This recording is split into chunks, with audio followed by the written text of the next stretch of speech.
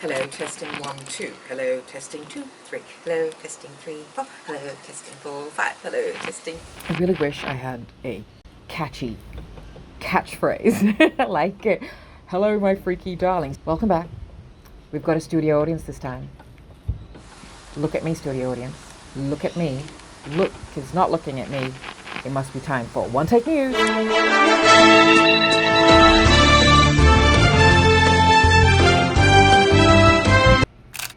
I didn't need to say that One Take News, but just to really drill it into you. Look, we had a really heavy week last week, and this week has been a bit of a roller coaster for a lot of us, so I'm going to keep this really light. Now, my husband, my beloved, my studio producer, threw a challenge at me, but not really, because he has so much faith in my ability to just talk underwater, that he said, just read the news. Just open, windows and just read the news, whatever the headlines are. So that's what I'm doing. I haven't prepped for this. So I'm just going to pick headlines from, my favorite news outlets, etc. And we'll go from there. Also, just in case you're wondering what I'm wearing, this outfit is called a no-con outfit. And that means no consequences. Let's move on. Okay. So according to the ABC top stories, PM announces NDIS cash splash and growth target to ensure sustainability. Do you know what that means? Neither do I. Let's move on. Bruce Lemon's bid to sue journalists and media organizations over Brittany Higgins' interviews to go ahead. Wow.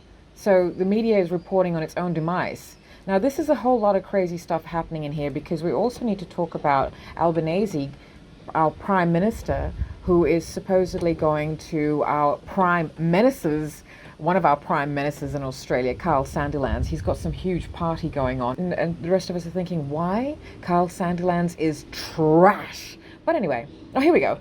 Sandilands, an Australian success story, Albanese. That's not a positive headline, because success now in the white stream is considered by material greed standards and how repulsive you can get and how much you can get away with. And apparently the richer you are, the more of an Australian success story you are, the more entitled you are, the more of a world success story you are. So, drunk, naked Australian man arrested over violent rampage. That's not Carl Sandilands. It's actually some 23-year-old was detained on the island of Simulier. My apologies. A surface paradise off the coast of Sumatra. I don't really know if I want to go into that story, because it's just the same old story of Aussies behaving badly overseas. The ugly side of the fuss over Meghan Markle changing her look. Don't comment on my looks unless you can help me with a quick fix, like telling me I have a lippy on my teeth or stray hair on my jacket.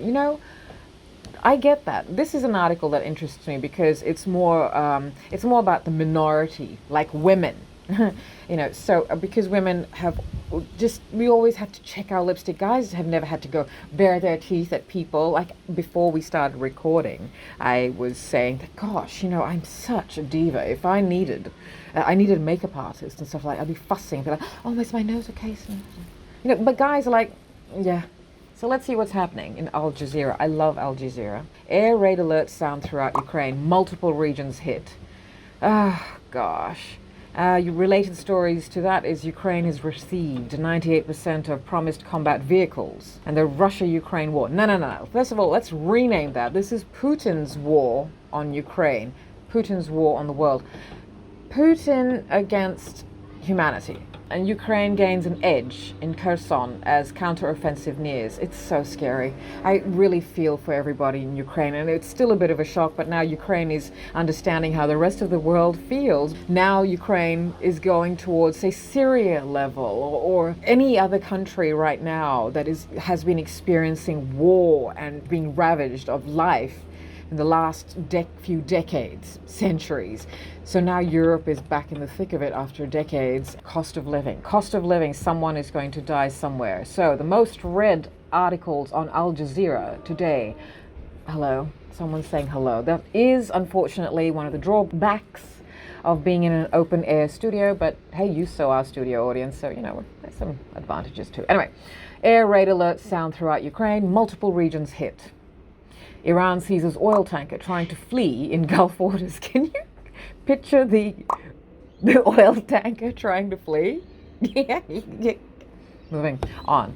Vice Media cancels flagship show, announces painful layoffs. I'm really tempted to go in. I'm going in. I want to know what this article's about. Vice Media has announced painful cuts, including the cancellation of its flagship news show in the latest round of cutbacks to hit the struggling news business.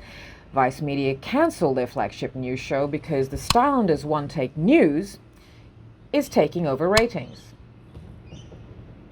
News doesn't lie. But we'll continue with the actual article. The youth-focused media group said on Thursday it will cancel popular TV program Vice News Tonight as part of a restructuring that will result in layoffs.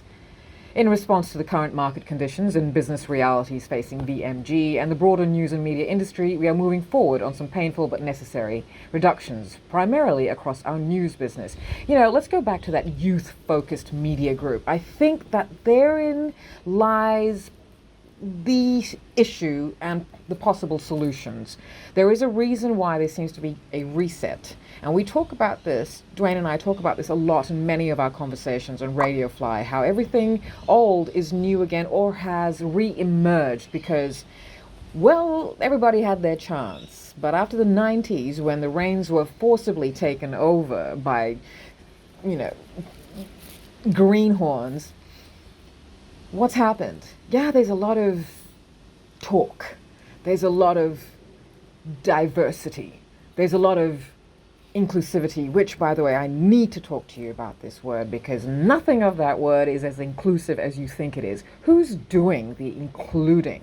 Who are we measuring ourselves against to be included? What is inclusivity really? Who is deciding diversity?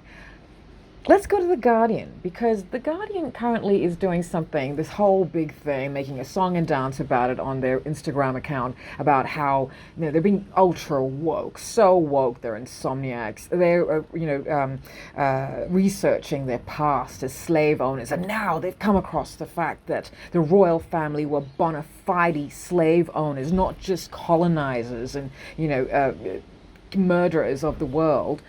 But they were actual slave owners. Like, we didn't already know you were guy. Anyway, so the Queen Mother, Charles's mother's mother, Charles's maternal grandmother, Elizabeth, two parents, I think that's what it's called. She is directly descended from a slave owner. So therefore, it's Elizabeth's maternal line that is, and that's the line that actually lives the longest, because the Queen Mother, as she was known, she lived till about, 308, and that was because of her daily gin and tonics, and it's all the preservatives in that tonic water, because, gin and tonics, interestingly, so British, were created for the British in the colonies and in the Raj, because gin, having juniper, is really good, and I think it's quinine that is the malaria medication. So quinine they made into tonic water, and to make it palatable, they mixed it with gin, and voila, G&T afternoons were born. And when they say it's medicinal, darling, they're not joking. Let me backtrack here, but I was talking about The Guardian. I was actually talking about Will. They have found out Will's, and Harry. Well, they actually owned Harry's wife's ancestors. Anyway, The Guardian. The Guardian loves to do all of this uncovering, but have you ever done an optics check on The Guardian? I love The Guardian, full of great news. Guardian Australia, Guardian Worldwide. They've got great headlines, and they really research and do a lot of backstory, and it's a lifestyle news thing. There's news about everything. But if you look at who's actually behind the scenes, it's all optics. It's still very much a white stream publication, and it makes me just trust them less. But having said that, I do like their news articles, and I'm going to go and read some. Former Vice President testifies to grand jury about Donald Trump and January 6th. That's, what's his name, Pence? Is that who it is? Isn't he a white American male himself? Okay, well, they're all turning on each other now because they know what's happening. The rats always get off the sinking ship. Anyway, so, and we do know that the States of America is not floating, in denial. This is an interesting story. So I'm not even going to news articles anymore because we all know the world's going to... Am I allowed to say shit? I said it. There you go. Beat me out. But and I have managed to censor myself really well. There's quite a few beeps and beeps I would have, thrown in between every time I've paused, I've just wanted to swear, but I have really, really held myself back. Anyway, this, Cleopatra was light-skinned, Egypt tells Netflix in row over drama. So there's this new Netflix Cleopatra documentary or a series or just a shockumentary. I don't know what they want to do with these things. But, so Egypt's saying Cleopatra was light-skinned because this documentary depicts Cleopatra as being black and African. Why is it not feasible that Cleopatra was black? Egypt is in North Africa, and yes, she was Mesopotamian. She's Greek, or Macedonian. My apologies, Mesopotamia was way, way before. So she was Greek, according to legend, and according to white people, she was Elizabeth Taylor. But anyway, so they just don't even want to acknowledge that Cleopatra actually may have been brown. And you know why I am certain she is brown? Because in my Asterix meets Cleopatra comic book, she was brown. And that's where I got my history from. And that's why I wanted to go to Egypt. That's another story. And we're going to move on with this one. Why is it so, what's so wrong if she's black, if she was black? I mean, she's certainly got to be tanned or brown or... Why is it so important to everybody in Egypt that Cleopatra was light-skinned? It's like people seem to think that people sprung up white in Europe. Like all of a sudden they were people and they were white. And they were, we're so intelligent. Fromage. Whoa, I don't know. That's not what happened, guys. They actually were black. They may have been dark brown, but they certainly were not white. So the world was black. And if you listen to a conversation Duane and I have on Radio Fly, we do these theories, like we throw theories, around and with each other, and sort of just watch our brains go and grow and imagine what could be.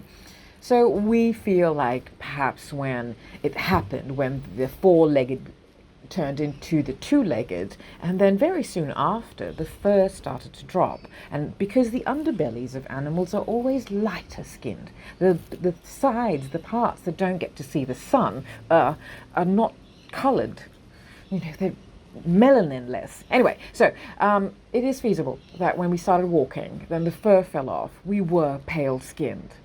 And then, because nature and biology is magic, like you would think it was God almost.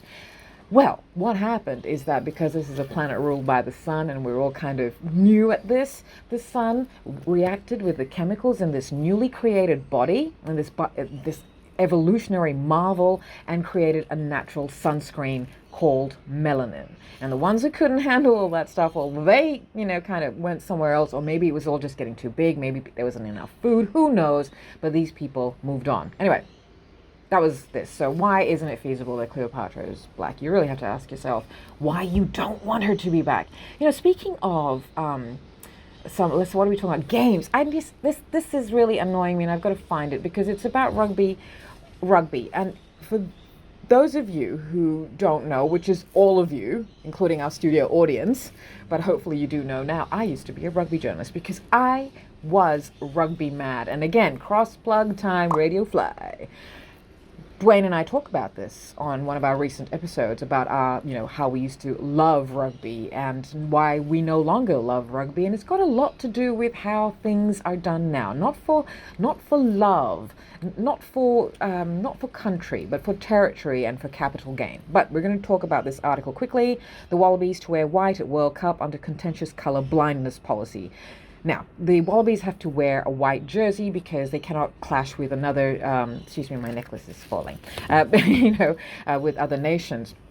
And they had decided that white was going to be their rugby jersey of choice when they have to wear a different one. And of course, the First Nations rugby jersey, rugby union I'm talking about, please, is white with some sort of design and motif on it. But this having to wear a white jersey because people are colorblind. Look, blindness is actual disability. I'm not going to go into right now, but just imagine if it's not just got to do with movie themes about cutting the red wire and the green wire. To really not be able to see color in the real world is bad. But if we're really going to prioritize disabilities, do we really want to prioritize a disability that affects 1 in 12 men, but only 1 in 200, and get this, affects the CEO of World Rugby? So because it affects him, we've got to change everybody else's way. The white man in charge always does that. Because the other thing is, we really need to think about, are your arenas, are your stadiums accessible? Why aren't we thinking about that? I think that's a priority when it comes to disability. Why aren't we having more women in actual rugby? Why do we still say it's women's rugby and rugby? Let's change some other things, and let's prioritize those things. Pay and referees and women at the helm of these things, and then let's talk about the other disabilities. We've got to start somewhere short. Oof, I'm getting ramped up. So let's go into something really pleasant. We just binged, over 2 nights, a really, really fantastic, and I really hate to say this because I don't want to plug Netflix. I've already talked about Cleopatra, but The Night Agent. It's done by Sean Ryan, who I'm not familiar with personally, his work, but The Shield and SWAT, which are cult series. But The Night Agent is absolutely ace entertainment. Excellent, well written, well scripted, well filmed, well directed, well acted. I cannot say enough good things about this show. It's really nice that in this time where we have too many culture things and scary things, this is a nice mix of conspiracy, reality, and fantasy, and wishful thinking, and but watch it. It's really good. It's really nice to have some escapism for our paranoia. Because when you look at this, like, this is happening, but God, this is good. All right, see you next time.